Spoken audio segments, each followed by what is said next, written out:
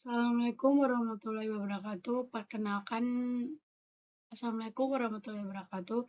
Perkenalkan, nama saya Nur Anissa dengan NIM 2510804027, kelas D, Prodi Akuntansi Syariah, Fakultas Ekonomi dan Bisnis Islam, Universitas Islam Negeri Sunan Kalijaga, Yogyakarta. Di sini saya akan menjelaskan tentang mini riset yang berjudul Konsep Keseimbangan dalam Ulumul Quran dan implikasinya terhadap prinsip neraca terhadap akuntansi syariah. Langsung saja, latar belakang. Al-Quran adalah sumber utama ajaran Islam yang juga bisa menghadirkan prinsip-prinsip dasar yang berhubungan dengan ekonomi dan akuntansi. Salah satu konsep penting yang dibahas dalam Al-Quran adalah keseimbangan tawazun. Dalam konsep akuntansi syariah, keseimbangan juga menjadi prinsip fundamental. Prinsip tersebut merupakan bentuk keadilan dan keteraturan yang sejalan dengan ajaran Islam. Dan demikian, menarik untuk ditelaah bagaimana konsep keseimbangan yang memiliki relevansi terhadap akuntansi syariah. Rumusan masalah. Yang pertama, bagaimana konsep keseimbangan dalam ulumul Quran? Yang kedua, apa prinsip dasar neraca dalam akuntansi syariah? Dan yang terakhir, bagaimana implikasi konsep keseimbangan Al-Quran terhadap prinsip neraca?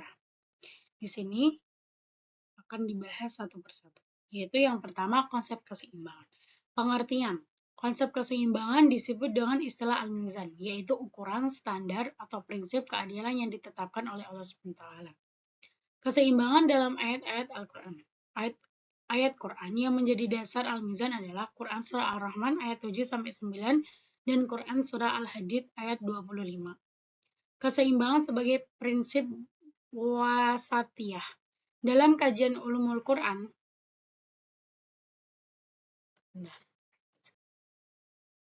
keseimbangan sebagai prinsip wasatiyah. Dalam kajian ulumul Quran, wasat berarti tidak berlebihan, tidak meremehkan, dan menempatkan sesuatu pada tempatnya. Pengertian. Prinsip neraca dalam akuntansi syariah. Neraca dalam akuntansi syariah adalah laporan posisi keuangan yang menggambarkan aset, kewajiban, dan ekuitas sesuai prinsip syariah. Karakteristiknya yaitu mempunyai ciri-ciri di antaranya adalah prinsip keadilan dan prinsip keseimbangan menurut syariah. Keterkaitan dari keduanya. Yang pertama, keselarasan antara keseimbangan Qur'ani dan neraca, yaitu keteraturan dan simetri dari keseimbangan aset sama dengan liabilitas plus ekuitas yang mencerminkan keseimbangan dalam sistem penciptaan Allah SWT.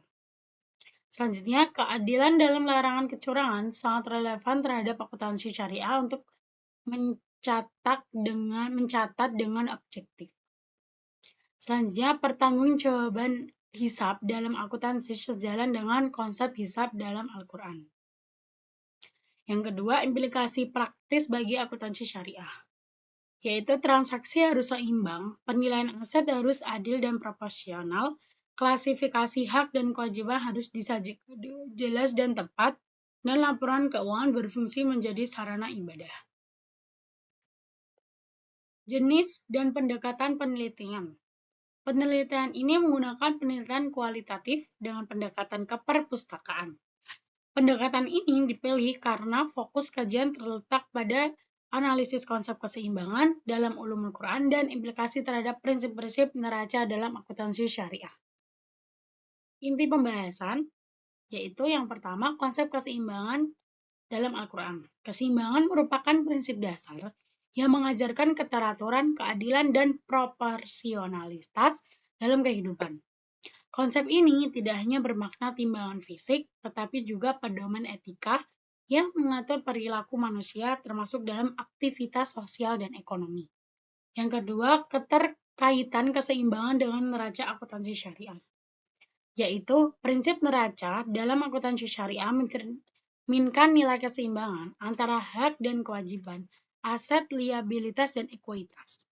Penyusunan neraca harus berlandaskan kejujuran, keadilan, transparansi, serta akuntabilitas sebagai bentuk amanah dan pertanggungjawaban hisab. Kesimpulan yang dapat ditarik yaitu konsep keseimbangan dalam Al-Quran menjadi landasan etis dan filosofis dalam penyusunan neraca akuntansi syariah. Prinsip ini menegaskan bahwa akuntansi tidak hanya bersifat teknis, tetapi juga mengandung nilai keadilan, amanah, dan tanggung jawab moral dalam penyajian laporan keuangan.